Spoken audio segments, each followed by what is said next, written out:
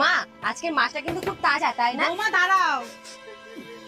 বৌমা তোমার এই অবস্থা কি করে হলো? মা আপনার ছেলে আমাকে মেরেছে। কিন্তু কেন? আমি শুধু বলেছিলাম। লা লা লা লা লা লা লা লা লা লা। কি গো তুমি কোথায় যাচ্ছো? বন্ধুদের সাথে আড্ডা দিতে। তোমাদের বন্ধুদের সাথে আড্ডা দেওয়া মানে তো মদ খাওয়া। একদম ফালতু কথা বলবা না। আরে মশাই, আমি নিজেই তো তোমার জন্য মদ রান্না করেছি। সত্যি? হ্যাঁ গো, আমি ইউটিউব দেখে করেছি। দাঁড়াও আমি নিয়ে আসছি। এই নাও। বাহ, দারুণ হয়েছে তো।